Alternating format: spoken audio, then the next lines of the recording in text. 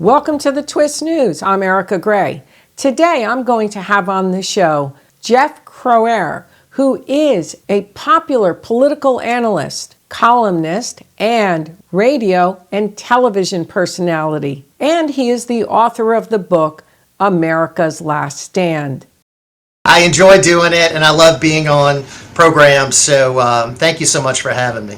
Yes, and you're a wealth of information, and not only are we going to do today's program, but also in the future, I'm going to be having you back very shortly. So you have a theory. What I really see as being our main opponent, our main adversary, is of course China. And that is a country that has taken advantage of us literally for decades. And we have built China. We have built their military. We have turned them into a modern, advanced nation. We're running these massive deficits with them, and that's what President Trump is trying to turn around. I mean, we've given them our manufacturing, along with Mexico and other countries, and we're trying to bring it back. So this takes time. I mean, along with China, we've got the European Union, and that's a real focus on this channel. Is all your U.S. media has basically ignored the European movement. Every single presidential administration until Donald Trump has given Europe carte blanche. Europe, I just listened to Friedrich Merz, the new German chancellor, and he basically stated that this is now the hour of Europe. Ursula von der Leyen, the Commission president, said there's going to be a new renaissance. And there was an expert who spoke and basically said that what's now happening because of Donald Trump's presidency in the EU is the equivalent or greater than when the EU first formed. It's like a revolution because they're now putting through decisions that are not in the best interests of the United States. And they're already bullying us in their Digital Services Act, their Digital Markets Act. They just find two more tech companies, and they're talking about how they just need to sign a few more trade pacts, and they will not be affected by our tariffs. And in addition to not being affected by our tariffs, they will not be affected by how they're going to retaliate. And what's frightening about this, Jeff, is they're not forming with us in mind. They want to call the shots. They're already calling the shots. They're hitting our tech companies with huge, huge fines. Their potential is so great, and it's not being reported. And I don't know that Donald Trump's policies are going to be able to counter. Right. Because they've come too far. It's, in other words, I believe he's in too late, although I think he's on the right track. Well, I guess my view of Europe is that they've been freeloading on the United States for decades. We've been bailing them out, coming to their rescue. We've been taking care of their military needs. We've been funding most of NATO and these international organizations. They've been taking advantage of us so that they can have a, cradle to grave social welfare state because they don't have to spend as much on their own military because the United States is there. We've got troops there. So I would love to see them, on their own. Let's see how they will do. The United States launched their white paper. They have their white paper now for defense. But that's what's not been reported. On the contrary, while they have, yes, they benefited from NATO, they've been building their own defense for the last several decades. And in the Lisbon Treaty of 2009, they did what's called PESCO. And it's kind of like you're giving a foundation, but you have to keep building on it. Then they did something when the Ukraine conflict began, and they added more. Well, now they just did a white paper, and they're basically going to have a military that's going to be extremely on par with the United States, except in the area of nuclear weapons. Right. And they're not going to be giving it as much financially, but they're giving it a huge, huge boost. So essentially, they're building this overnight. But again, it was never reported in the U.S. media that they were talking for years about how they didn't want to rely on NATO, how they wanted their own defense. And it's almost, it depends which party in Europe, but your real European movement, again, which is not reported in the US media, have been saying they want their own defense, they want to call their own shots. And what's frightening is they now have, during the Biden administrations, during a lot of these Democratic administrations, and I think Trump is on the right track now. The problem is it might be too late with Canada becoming a 51st state. I see what he's doing. I think he knows that Europe is now a threat. I think they know it at the State Department. I think they're not saying it. And if you look at some of the things he's talking about doing, he's trying to become a regional, because Europe is going to be regional by the next treaty changes, and when Europe takes in the next members, potentially it's going to have 670 million citizens. They're deepening the common market, their common market in areas, which is going to boost their GDP as well, because it's going to make trade among themselves even cheaper, boosting their GDP. They're a continent of savers, where the United States, we're all in debt. And I believe that Trump is really trying to deal with this, but I hope he is. I mean, it's a sort of a renewal of the Monroe Doctrine, where we're focusing more on our backyard. Panama, of course, has been in Greenland. He's talked about Canada, and maybe he realizes that these so-called allies are going to be more like adversaries. They are. We'll have to just see. I'm not really concerned about taking care of Europe. I don't really even think a lot of these organizations are that beneficial. I question whether we even need NATO. I question why our troops are over there. I do like the fact we now have military on our own border to protect us. I think Europe's got a problem. I mean, they've been allowing illegals into their countries for many, many years. So they're going to have a problem dealing with people that have flooded in there from countries that don't share their backgrounds and have different faiths and different and customs and traditions. So I don't want the United States to follow down that path. I mean, we've already got enough of a problem here. So maybe we just have just continuing directions where we just move in different directions. We focus more on the United States. They focus more on EU and joining together. I know there's some outliers. Hungary is an outlier, I would presume. Possibly Romania coming up.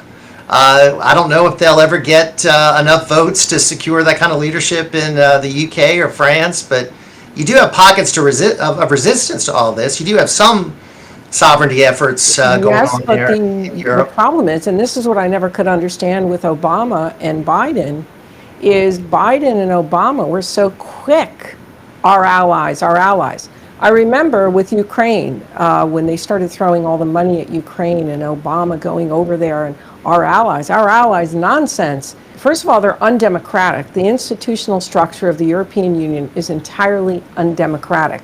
So to first say that we're with our democratic allies is not true. They have what's called a democratic deficit. There's too much power in the center. It's essentially a super state, and powers aren't balanced, and the main power players are not elected.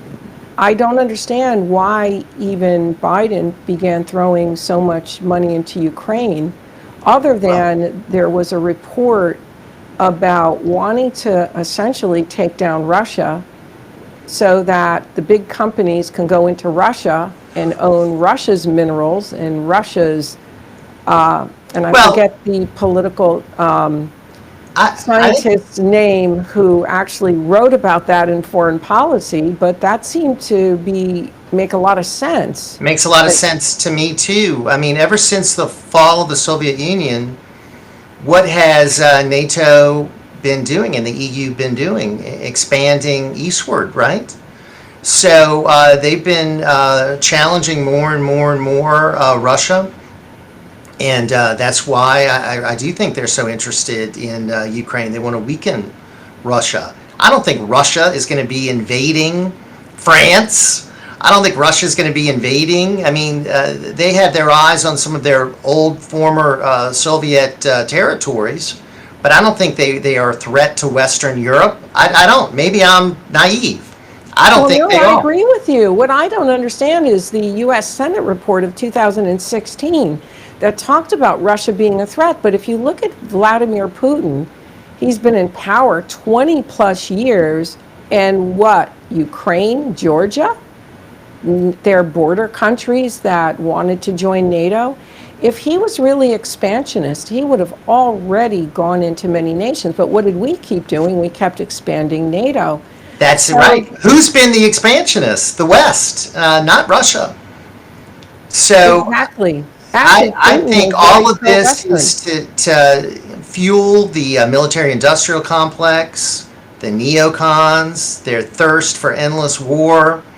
I mean, look at what it's done to us in Iraq and Afghanistan. Look at the treasure that we've lost, our best and brightest, the money, the people that are forever damaged by that war mentally and physically. It's just, to me, infuriating. But again, I go back to Donald Trump. He is someone that doesn't believe in that. And he has the old Reagan philosophy of peace through strength. You know, build up our military so we don't need to use it. After Reagan left office, we started getting into wars. And then, of course, we didn't under Trump, and then we got into them again under Biden. The world started going to war. Notice how Putin didn't invade any country when Trump was there. Biden was a dinosaur. Right. And was a dinosaur in his foreign policy. And Putin understood the multipolar order that was emerging. He mastered it. And he mastered it by bringing together the BRIC nations and knowing how to counter this fierce attack from the West. But I think Biden he was living in another age, and he was conducting foreign policy in that same way. But who knows the deals that were really behind his initiatives? I don't trust Joe Biden or the Joe Biden network of supporters and friends and family members. I think they were all on the grift.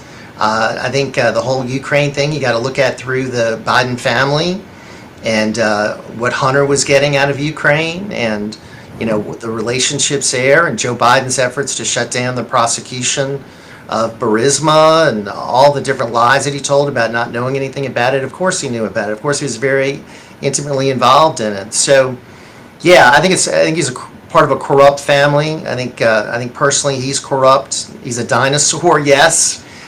He should have never. Being a dinosaur in his foreign policy, Yeah. he was still operating from the United States as this, we're unipolar world, and it's not a unipolar world. It's a very changed world. Right.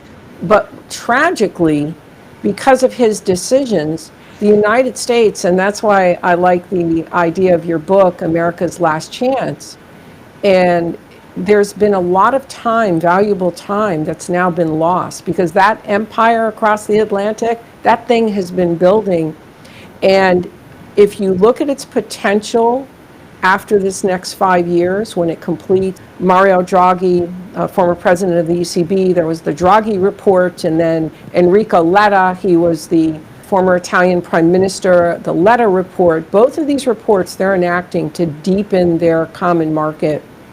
And that's, like I said, it's going to boost GDP. They're going to have their capital markets union, which means that they're going to combine all 27 nations' markets so that they operate like the United States with an S&P for Europe, like we have an S&P 500. And so if you take all these things and then you look at the members that they're taking in, the treaty changes that are coming, as well as the potential for even 40-something members, because now they're going to have tiers. This thing across the Atlantic could potentially swell up to 770 million citizens. Right now, it is a trade hub for the world. So what's frightening is that it's undemocratic. Some of the things it wants in the treaty concerning conservatives, They want to do away in the treaty Well, itself with the terminology of man and woman. they're socialists. I mean, they're also draconian in their viewpoint of free speech. They don't have free speech, right? I mean, they don't believe in freedom of expression. They believe in censorship. I mean, these are some dangerous concepts. I mean, I really think that, and they have the cradle to grave welfare state. So my Well, what's question is, how are they going to be dangerous able to, without us propping them up? And I think a lot of their wealth is due to the United States and our unfair trade deals that we've had with them for years, and are basically that was a good one. Okay. we've been, coddling them and taking care of them for all these years. So let's see how they do, paying for all of this on their own, still maintaining their social welfare state, then having to spend more on their defense, and then now taking care of this unlimited flow of illegals that they want to accept. And these countries look like they're changing, to me, pretty dramatically. Crime is going up. I don't think it's all a bed of roses for Europe. I would not want to trade places with America. Well, I was in Europe a lot last year, and I was well, I've actually been with both the liberals and the conservatives in Europe. So I've been with the extreme liberals, the European movement. I've also been with the conservatives, Giorgia Meloni's political party.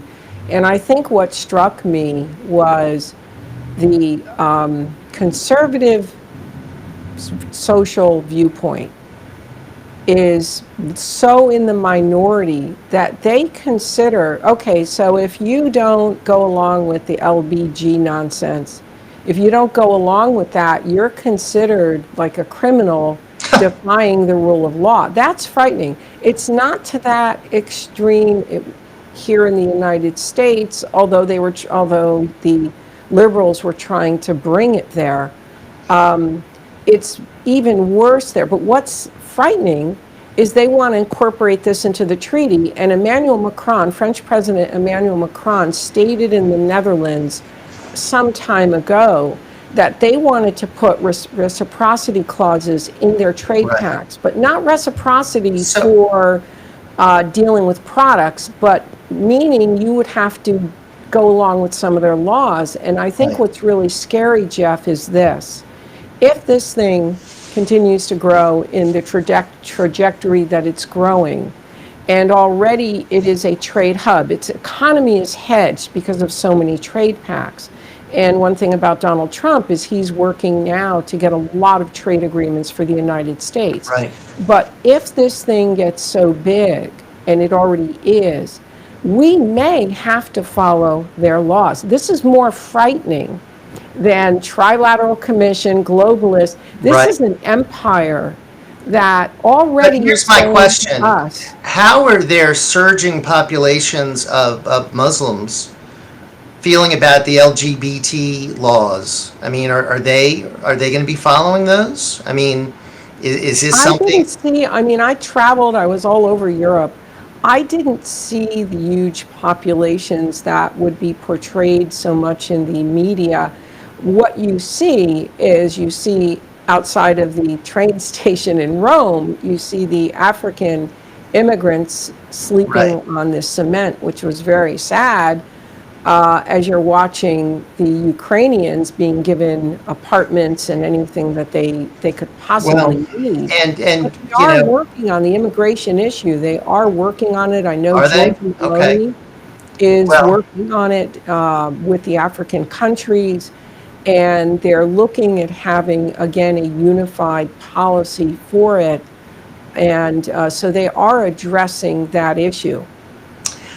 okay. Well, I'll be interested to see if there are more no-go zones that are created there, if you have increasing violence, if you do have more nationalist movements. The nationalist party, the Patriots for Europe, there is a thing called cordon sanitaire. Essentially, they squashed, although they're the third largest party in the EU Parliament, that undemocratic law essentially squashes their leadership from having any say within the European Parliament conferences and committees that help form policy. So that's another area where they're undemocratic. They're squelching these other parties. Look at what they're doing to Marine Le Pen, right? There I you mean, go.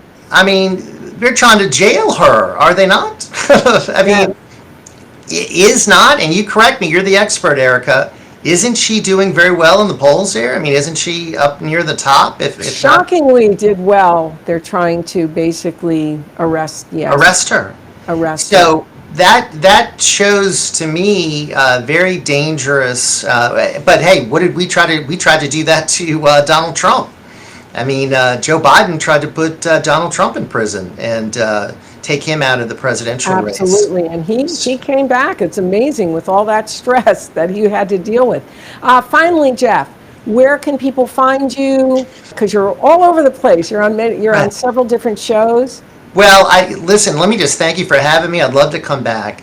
The best place would be just my website, which is my last name, crouere.net, Crouere.net. I'm doing a web poll right now on the Trump first 100 days. And there's just links to my social media and columns and videos and things that I'm doing right there. So that'd be a great And the place to book go. is America's Last Chance. Well, thank you, Yes. Jeff, for coming on today, and definitely we'll have you again. Thank you, Erica. Thank you so much. I hope you enjoyed and found it informative as I found it. And also, you want to be sure to hit that subscribe button and stay tuned for more. This has been Erika Grey of the Twist News.